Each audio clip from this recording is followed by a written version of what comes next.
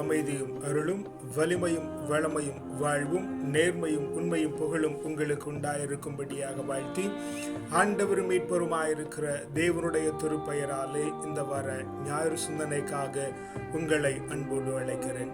இந்த வார வாசகங்கள் ஊடாக திருச்சட்டத்தை கடைபிடிக்கிறதை குறித்து வேதம் நமக்கு கற்றுத்தருகிறது. முதல் வாசகத்தின் வழியாக நீ விரும்பினால் ஆண்டவருடைய கட்டளைகளை கடைபிடிக்கலாம் என்றும், திருப்பாடல் வழியாக இந்த சட்டத்தை நாம் எப்படி கடைபிடிக்க வேண்டும் என்கிறதனையும், இரண்டாவது வாசகத்தின் வழியாக இந்த சட்டம் எப்படி இருக்கிறது, யார் யாருக்கெல்லாம் அறியப்படுத்தப்பட்டிருக்கிறது என்கிறதனை குறித்தும், நற்செய்தி வாசகத்தின் வழியாக உலகம் தருகிற சட்டம் அல்ல, இந்த உலகத்திலே காணப்படுகிற சட்டம் அல்ல, ஆண்டவருடைய சட்டம் எப்படி இருக்கிறது, அதனுடைய உள்நோக்கம் எப்படி இருக்கிறது என்கிறதனை குறித்து நமக்கு விளக்கி தருகிறது. முதல் வாசகம் சீராக்கின் ஞானத்திலிருந்து நமக்கு தரப்பட்டிருக்கிறது. வாசகத்தின் முதல் பகுதியிலே மிக தெளிவாக நமக்கு தரப்பட்டிருக்கிறது. நீ விரும்பினால் ஆண்டவருடைய கட்டளைகளை கடைபிடிக்கலாம். உனக்கு முன்னே நீரும் நெருப்பும் வைக்கப்பட்டிருக்கிறது. வாழ்வுக்கும் சாவுக்குமான காரியங்கள் உன் முன்னே வைக்கப்பட்டிருக்கிறது. நீ எதை விரும்புகிறாயோ அதை தேடி பெற்றுக் கொள்ளலாம். நீ எதை பற்றி கொண்டிருக்கிறாயோ அதை நீ தொடர்ந்து செயல்படுத்தலாம். ஆனால் ஆண்டவருடைய காரியம் இப்படி இருக்கிறது. அவர் ஆற்றல் மிக்கவர், வலிமை மிக்கவர். அவருடைய ஆற்றலும் வலிமையும் வெறும் பலத்தை மாத்திரம் குறிக்கிறதல்ல, அவர் நம்மை எப்பொழுதும் கண்டு கொண்டிருக்கிறார். ஏனெனில் அவர் நமக்குள் இருக்கிறார் என்கிறதனை காரியம் மிக தெளிவாய் நமக்கு விளக்கி தருகிறது.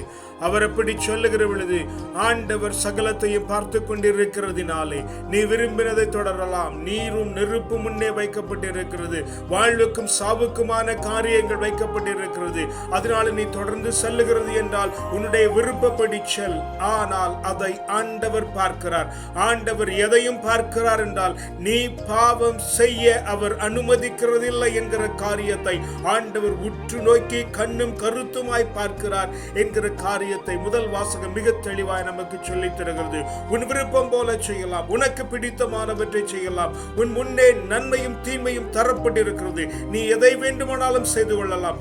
ஆனால் ஆண்டவர் அனைத்தையும் பார்த்து கொண்டிருக்கிறார். ஆண்டவருடைய சட்டம் ஒரு காலம் எவனையும் பாவம் தொடர்ந்து செய்ய அனுமதிக்கிறதில்லை என்கிற காரியத்தை வேதம் மிக தெளிவாக நமக்கு சொல்லித் தருகிறது. உனக்கு சுயாதீனம் தரப்பட்டிருக்கிறது. அந்த சுயாதீனத்தை நீ எப்படி பயன்படுத்திக் கொள்ளுகிறாய் என்கிறதனைத்தான் முதல் வாசகம் மிக தெளிவாக நமக்கு கற்றுத் தருகிறது. திருப்பாடல் வழியாக திருச்சட்டத்தை நாம் கட்டாயம் கடைபிடிக்க வேண்டும். ஏனெனில் திருச்சட்டத்தை கடைபிடிக்கிறதுனாலே நாம் நம்முடைய வாழ்வை பெறுகிறோம் என்கிற காரியங்களை இந்த வாசகம் நமக்கு சொல்லித் தருகிறது. திருச்சட்டத்தை நாம் கடைபிடிக்க வேண்டும். திருச்சட்டத்தை முழு உள்ளத்தோடும் முழு மனதோடும் கடைபிடிக்க வேண்டும். அதை நாம் கடைபிடிக்கிற பொழுது மன உறுதியோடு கடைபிடிக்க வேண்டும். எதை நாம் செய்கிறோமோ அதை உறுதியாய் தொடர்ந்து செய்ய வேண்டும். அந்த திருச்சட்டத்தின் வியப்பை கண்டுணர வேண்டும்.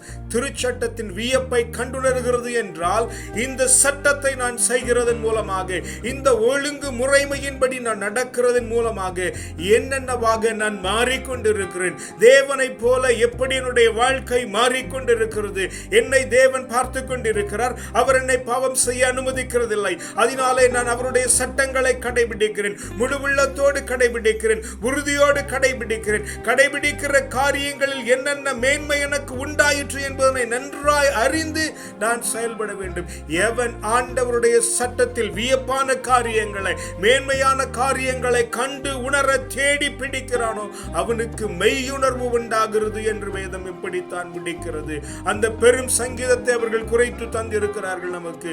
ஆக நாம் கற்றுக்கொள்ள வேண்டிய அந்த காரியம், ஆண்டவருடைய திருச்சட்டத்தை நாம் கடைபிடிக்க வேண்டும். முழுமனதோடு கடைபிடிக்க வேண்டும். உனக்கு விரும்பினால் கடைபிடிக்கலாம், விரும்பாவிட்டால் நீ ஒதுங்கிக் கொள்ளலாம். ஆனால் நிச்சயமாக நீ மெய்யுணர்வு பெற வேண்டும் என்று சொன்னால் ஆண்டவருடைய சட்டத்தை கடைபிடித்துத்தான் ஆக வேண்டும். திருச்சட்டத்தை கடைபிடித்துத்தான் ஆக வேண்டும். ஏனெனில் அது உனக்கு மெய்யுணர்வு தரும் என்கிற காரியத்தை இந்த இரண்டாவதாக தரப்பட்டிருக்கிற திருப்பாடல் நமக்கு தெளிவாய் சொல்லி தருகிறது. இந்த திருச்சட்டத்தில் இறை ஞானம் விளங்குகிறது என்கிறதனை நமக்கு பவுல் எழுதியிருக்கிற திருமுகத்திலிருந்து கற்றுக்கொள்ளுகிறோம். இறை ஞானம் இருக்கிறது திருச்சட்டத்தில். இந்த இறை ஞானம் என்பது உலகம் தோன்றுகிறதற்கு முன்பே நமக்கு தரப்பட்டிருக்கிறது. இந்த உலகம் தோன்றுகிறதற்கு முன்பே அந்த ஞானம் இருக்கிறது. இறை சட்டம் ஞானமாயிருக்கிறது. இந்த ஞானம்தான் உலகத்தை தொடங்கிற்று என்று பொருள் கொள்ளும்படியாக திருச்சட்டம் ஆண்டவருடைய ஞானம் இந்த உலகம் தொடங்குகிறதற்கு முன்பே ஆண்டவரிடத்தில் இருந்தது. இந்த ஞானமானது கண்களுக்கு புலப்படுகிறதில்லை, காதுக்கு எட்டுகிறது இல்லை, உள்ளத்தில் அறியப்படுகிறதும் இல்லை. அப்படி என்றால் இது என்ன? இது தேவஞானம் உள்ளவனுக்கு மாத்திரம் புரிகிற காரியமாயிருக்கிறது. அதனால் தான் பவுல் இப்படி எழுதுகிறார், இறை ஞானம் அது என்று எழுதுகிறார். தேவனுடைய சட்டத்தில் இறை ஞானம் வெளிப்பட்டு கொண்டிருக்கிறது. ஏனெனில் அவைகள் உலகம் தோன்றுகிறதற்கு முன்பதாகவே நாம் இந்த நாளிலே இருந்து உலகம் எப்படி தோன்றினது, எவ்வாறெல்லாம் தோன்றி இருக்கலாம் என்று நாம் கற்பனைகளும் அறிவும் கடந்து யோசிக்கிற பொழுது ஞானம் இவைகளை உண்டாக்கிற்று. நாம் எதை குறித்து காலங்காலமாய் தியானித்துக் கொண்டிருக்கிறோமோ அவைகளை உண்டாக்கின ஞானம் எப்படிப்பட்டது என்கிறதனை நாம் நன்றாய் உணர்ந்து கொள்ள வேண்டும். அந்த ஞானத்தை நாம் பெற வேண்டும் என்று சொன்னால் நாம் திருச்சட்டத்தை கடைபிடிக்க வேண்டும். ஏனெனில் இது சாதாரணமான கண்களுக்கு தெரியாது, காதுகளால் மாத்திரம் அதை கேட்டு புரிந்து கொள்ளவும் முடியாது, சாதாரண உள்ளங்களால் அதனை அறிந்து கொள்ள முடியாது. அப்படி மேன்மையும் மகத்துவமானது ஆண்டவருடைய திருச்சட்டம். அதிலே இறைஞானம் விளங்கிற்று. ஏனெனில் உலகம் தோன்றுகிறதற்கு முன்பும் உலகம் முடிகிறதற்கு பின்பும் அதுவும் இருக்கும் என்பதைத்தான் வேதம் நமக்கு இந்த நாளிலே 2வது வாசகத்தின் வழியாக சொல்லி தருகிறது. அதனாலே அந்த இறைஞானமான சட்டத்தை நாம் கட்டாயம் கடைபிடித்தே ஆக வேண்டும். நற்செய்தியின் வாயிலாக ஆண்டவர் கற்றுத்தருகிற காரியம் மிகவும் ஒரு வகையில் பார்த்தால் மிக கொடுமையானதாய் தோன்றுகிறது. உங்களுடைய நெறியானது பரிசேயர்கள், சதுசேயர்கள், மறைநூல் அறிஞர்களை காட்டிலும் மேன்மையாய் இருக்க வேண்டும். அப்படி இல்லை என்று சொன்னால் நீங்கள் விண்ணரசிற்குள் நுழைய முடியாது என்று ஆண்டவர் சொல்லுகிறார். மறைநூலறிஞர், சதுசேயர், பரிசேயர் இவர்கள் சட்டத்தை கற்று நன்றாய் கற்றறிந்து அவைகளை சிறுவயது முதலே தொடக்கத்து முதலே பழக்கத்தில் கொண்டிருக்கிறவர்களை காட்டிலும் உங்களுடைய நெறி சிறந்திருக்காவிடில் நீங்கள் விண்ணரசுக்குள் நுழைய மாட்டீர்கள். அப்படி என்றால் என்ன? ஆண்டவருடைய திருச்சட்டம் கடைபிடிக்கிறது என்பது ஆண்டவருக்கு அஞ்சி நடுங்கி அவருடைய வழியிலே நடக்கிறது. உன்னுடைய இஷ்டத்திற்கு நடக்கிறது இல்லை. சீராய்க்கு ஞானம் சொல்லலாம், உனக்கு முன்பே வைக்கப்பட்டிருக்கிறது, நீ விரும்பினால். ஆனால் நீ விரும்புகிறதையும் விரும்பாததையும் ஆண்டவர் கண்டு கொண்டிருக்கிறார். மெய்யுணர்வை தருகிற திருச்சட்டத்தை நாம் கடைபிடிக்க வேண்டும். மெய்யுணர்வு தருகிற திருச்சட்டத்தை நாம் எப்படி கடைபிடிக்க வேண்டும் என்று சொன்னால் பரிசேயரை காட்டிலும் மறைநூல் அறிஞரை காட்டிலும் சிறப்பாய் கடைபிடிக்க வேண்டும். இது சாத்தியமா என்று கேட்டால் நான் ஆம் என்று சொல்லுவேன். ஏனெனில் உன்னால் கூடாத காரியத்தை ஆண்டவர் ஒரு நாளும் முன்முண்டே வைக்கிறதில்லை என்கிற சத்தியத்தை நாம் நன்றாய் உணர்ந்து கொள்ள வேண்டும். ஆண்டவர் இது நமக்கு முடியும் என்கிற காரியத்தினால் தான் ஆண்டவர் இந்த காரியத்தை இப்படி தருகிறார். அறிஞரை காட்டிலும் நம்முடைய ஞானம் நம்முடைய நடவடிக்கை மிகச் சிறந்ததாய் இருக்க வேண்டும். அது எப்படி புலப்படும் எனில் சினம் கொள்ளக்கூடாது. யாரையும் குறித்து முட்டாள் என்று சொல்ல முடியாது, பைத்தியக்காரன் என்று சொல்ல முடியாது, அறிவிலி என்று சொல்ல முடியாது. மிக சாதாரணமாய் காணப்படுகிற இந்த வார்த்தைகளையே சொல்ல முடியாது என்று சொன்னால் தூஷண வார்த்தைகளை குறித்து நாம் கட்டாயம் சிந்தித்தே ஆக வேண்டும். நம்முடைய வாயிலிருந்து தூஷண வார்த்தை பிறக்கும் என்று சொன்னால் நாம் ஆண்டவருடைய வழியில் இல்லை, விண்ணரசில் இல்லை, திருச்சட்டத்தை கடைபிடிக்கிறது இல்லை, அவருடைய வழியில் இல்லை என்றால் அவருடைய வாழ்விலே நமக்கு பங்கில்லை. சினம் கொள்ள முடியாது. சினம் கொள்ளுகிறதினாலே தீய பேச்சுக்களை பேச முடியாது. எல்லாவற்றை காட்டிலும் மனத்தாங்களை அகற்றிவிட வேண்டும் என்று ஆண்டவர் சொல்லி தருகிறார். மனத்தாங்களே இருக்க முடியாது. உன்னுடைய காணிக்கைகள் எல்லாம் ஆண்டவருக்கு ஏற்புடையதில்லை. ஏனெனில் மனத்தாங்களோடு காணப்படுகிறாய். சமாதானமின்றி நீ ஒருவனுடனும் சமாதானமின்றி நீ காணப்படுவாய் என்று சொன்னால் உன்னுடைய காணிக்கைகள் ஏற்கப்படுகிறது இல்லை என்கிறது அவருடைய சட்டம். தீய பேச்சு பேச முடியாது. எல்லாவற்றை காட்டிலும் மிக கொடுமையான காரியம் நம்முடைய கட்டுக்கடங்காத நம்முடைய எண்ணங்கள். இச்சையோடு நோக்கினாலே நீ பாவம் செய்து விட்டாய் என்று சொன்னால் இச்சையை தவிர வேறு என்னென்ன இருக்கிறது நம்முடைய வாழ்விலே? திரும்பினால் இச்சை, இங்கே திரும்பினால் இச்சை, எங்கு திரும்பினாலும் இச்சை. இச்சையான வாழ்வு இல்லாத நிலை உண்டா இந்த நாளிலே? ஆண்டவர் சொல்லி தருகிறார், நீ இச்சையோடு நோக்கினாலே நீ விபச்சாரம் செய்து விட்டாய் என்று ஆண்டவர் சொல்லி இருக்கிறார். அப்படி என்றால் எத்தனை தடவை நாம் விபச்சாரம் செய்திருக்கிறோம்? எப்படி சரிகட்ட போகிறோம்? ஆண்டவர் தெளிவாக சொல்லுகிறார், பாவமானதை விளக்கிவிடு. எப்படி விளக்கிவிட வேண்டும் என்று சொன்னால், என்னுடைய கை தூய வாழ்வுக்கு எதிராக இருக்கும் என்று சொன்னால் அதை வெட்டிவிட வேண்டும். என்னுடைய கண் தூய வாழ்வுக்கு எதிராக இருக்கும் என்று சொன்னால் அதனை பிடுங்கி விட வேண்டும். என்னுடைய கால் தூய வாழ்வுக்கு எதிராக இருக்கும் என்று சொன்னால் அதனை தரித்து விட வேண்டும் என்று ஆண்டவர் சொல்லுகிறார். எத்தனை மேலான திருச்சட்டத்தை ஆண்டவர் நமக்கு தருகிறார்.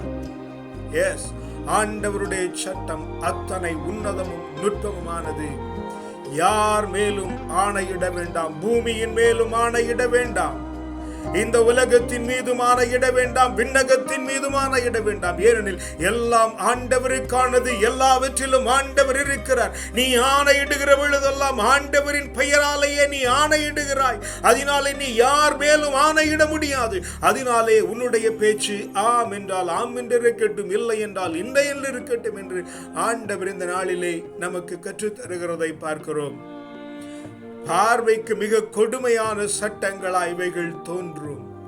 ஆனால் ஆண்டவருடைய சட்டங்கள் கொடுமையானதாக தோன்றினாலும் அதை நம்மிலிருந்து செயல்படுத்துகிற நம்முடைய தேவனாலே அதை செய்து முடிக்க கூடும். ஏனெனில் நீ விரும்புகிறதற்கும் வேண்டுகிறதற்கும் அதிகமாக நமக்குள்ளே இருந்து கிரியை செய்கிற தேவனாய் அவர் இருக்கிறார். அவர் புறத்தே இருந்து கிரியை செய்கிற தேவனாய் இருந்தால் பரவாயில்லை, அவர் அகத்தே இருந்து கிரியை செய்கிற தேவனாலே நீ விரும்புகிறதற்கும் வேண்டுகிறதற்கும் அதிகமாய் செய்ய இருக்கிற தேவனாய் இருக்கிறதினாலே இந்த நாளிலே நாம் கற்றுக்கொண்டிருக்கிற எல்லா பாடங்களையும் மிகச் சரியாயும் நேர்த்தியாயும் தெளிவாயும் செய்ய முடியும். ஏனெனில் ஆண்டவர் இருக்கிறார், ஆண்டவர் பார்த்து கொண்டிருக்கிறார், இறைவன் இருக்கிறார், கடவுள் அனைத்தையும் கடந்திருக்கிறார், ஆண்டவர் அனைத்தையும் ஆண்டு கொண்டிருக்கிறார். அதனாலே உன்னுடைய விருப்பம் போல நீ செய்து கொள்ளலாம். அவருக்கு பிரியமானபடி மாத்திரம்தான் நான் நடக்க முடியும். திருச்சட்டத்தை மாத்திரம் நாம் கடைபிடித்துக் கொள்ள வேண்டும். ஏனெனில் அதிலே இறைஞானம் வெளிப்பட்டு இருக்கிறது. சாதாரண கண்களுக்கு அது புலப்படுகிறது இல்லை, சாதாரண ஜனங்களுக்கு அது அறிவிக்கப்படுகிறதும் இல்லை. ஆண்டவருடைய வார்த்தையினாலே நாம் அவைகளை அறிந்து கொள்ளுகிறோம். அவருடைய சட்டத்தை நாம் முழுக்க தேடி பிடித்து ஆராய்ந்து அதிலே என்ன சொல்லப்பட்டிருக்கிறது, என்னுடைய வாழ்வை இவைகள் எப்படி மேம்படுத்துகிறது என்று ஆராய்ந்து அறிந்து படிக்கிற பொழுது, அவைகளை வாசிக்கிற பொழுது, அவைகளை நடப்பிக்க முயற்சிக்கிற பொழுது நாம் திருச்சட்டத்தில் நடக்கிறோம். அவர் நம்மை காண்கிறார், நமக்குள்ளே இருந்து நம்மிலே செயலாற்றுகிறார். வேதம் மிக தெளிவாய் நமக்கு சொல்லித் தருகிறது. மீண்டும் ஒரு தடவை சொல்லித் தர விரும்புகிறேன், நீ உனக்கு விருப்பமானதை செய்துகள். ஆண்டவர் கண்ணோக்கி பார்த்து கொண்டிருக்கிறார். அவர் உன்னை பாவம் செய்ய அனுமதிக்கிறதே இல்லை. வாழ்வு நெறிப்பட வேண்டும் என்று சொன்னால் திருச்சட்டத்தை கடைபிடி, பக்தியாய் கடைபிடி, முழுமனதோடு கடைபிடி. அதிலே என்ன நன்மைத்தனங்கள் நிறைந்திருக்கிறது என்று தேடி ஆராய்ந்து கண்டு கடைபிடி. அப்பொழுது நீ மெய்யுணர்வு பெறுவாய். நீ மெய்யுணர்வு பெறுகிறதினாலே இந்த உலகத்தின் கண்களுக்கும் காதுகளுக்கும் உள்ளத்திற்கும் அறியப்படாத இறை ஞானத்தை, உலகம் தோன்றுகிறதற்கு முன்பே காணப்பட்ட இறை ஞானத்தை நீ அடைந்து கொள்ளலாம். அப்படி நீ அடைகிற பொழுது நற்செய்தியிலே சொல்லப்பட்டிருக்கிற எல்லா காரியங்களும் மிக லகுவாய் மாறி போகும். சினம் வராது, இழிப்பேச்சு வராது, அடுத்தவனை குறித்து நாம் எதை குறித்தும் கவலைப்பட முடியாது, மனத்தாங்கள் இராது, சமாதானமின்றி நம்முடைய வாழ்வு இராது. தேவனுடைய பரிசுத்த வாழ்வு நம்மளிடையே உண்டாகும். அவருடைய வாழ்வு நம்மிலே வெளிப்படும். அவராக நாம் மாறி போக எல்லா வாய்ப்புகளும் உண்டாயிருக்கும். அதனால் தான் ஆண்டவர் நமக்கு இந்த வார வாசங்களூடாக சொல்லி தருகிறார், திருச்சட்டத்தை கடைபிடி. திருச்சட்டத்தை கடைபிடிக்கிறதுனாலே எந்த சட்டத்தை கடைபிடிக்கிறோமோ அதை போல நாம் மாறுகிறோம். திருச்சட்டமாக இருக்கிறதுனாலே நாம் புனிதப்படுகிறோம். நம்முடைய வாழ்க்கை புனிதமாகும் என்று ஆண்டவர் நமக்கு உரைத்து தருகிறார். ஜெபிக்கலாமா? நல்ல பிதாவே, உம்மை நன்றியோடு ஸ்தோத்தரிக்கிறோம் ஆண்டவரே. நல்ல நாளிலும் மேன்மையான ஒரு பாடத்தை தந்து தேவரீர் எங்களை தேற்றி இருக்கிறதுனால உமக்கு நன்றி சொல்லுகிறோம் ஆண்டவரே. உன்னதத்தின் ஆவியானவர் எங்களோடு கூட இருந்து ஆண்டவரே அப்பா இந்த நாளிலும் ஆண்டவர் இந்த வசனங்களில் மூலமா எங்களோடு பேசி இருக்கிறதுனால நன்றி சொல்லுகிறோம் ஆண்டவரே. எங்களுடைய விருப்பப்படி நாங்கள் நடக்கலாம் என்றாலும் ஆண்டவரே உம்முடைய திருவிருப்பத்தின் படி நடக்கிற கிருபையை தாங்க ஆண்டவரே. உம்முடைய திருச்சட்டத்திலே சொல்லப்பட்டிருக்கிற காரியங்களை ஆண்டவரே நன்றாய் கற்றறிந்து ஆண்டவரே முழு மனதோடு அவைகளை தேடி ஆண்டவரே உறுதியாய் அவைகளிலே நடக்கிற கிருபையை தேவரீர் எங்களுக்கு தருவீராக. அதனாலே நாங்கள் இறை ஞானத்தை அடைந்து ஆண்டவரே இந்த உலகத்தின் பார்வைக்கு அல்ல ஆண்டவரே உலகம் தோன்றுகிறதற்கு முன்பே காணப்பட்ட இறை ஞானத்தை நாங்கள் பற்றி பிடித்து ஆண்டவரே நற்செய்தியிலே சொல்லப்பட்டிருக்கிற அந்த மேன்மையான வாழ்க்கை ஆண்டவரே சிரம் கொள்ளாத வாழ்க்கை மனம் தாங்கள் இல்லாத வாழ்க்கை சமாதானமுடைய வாழ்க்கை ஆண்டவரே இழி பேச்சோ தீய பேச்சுக்களோ வராத வாழ்க்கை ஆண்டவரே இச்சையற்றிருக்கிற வாழ்க்கை ஆண்டவரே ஆம் என்றால் ஆம் என்றும் இல்லை என்றால் இல்லை என்றும் இருக்கிற மேன்மையான பாக்கியத்தை அப்பா நீர் எங்களுக்கு தந்து விடுகிறதுனால உமக்கு நன்றி சொல்லுகிறோம். உம்முடைய கரத்தில் எங்களை முற்றிலுமாய் தாழ்த்தி தருகிறோம். வல்ல மீட்பருடைய நாமத்தினால் ஜெபிக்கிறோம் ஜீவனுள்ள நல்ல பிதாவே ஆமென். கர்த்தர் உங்களை ஆசீர்வதிப்பாராக.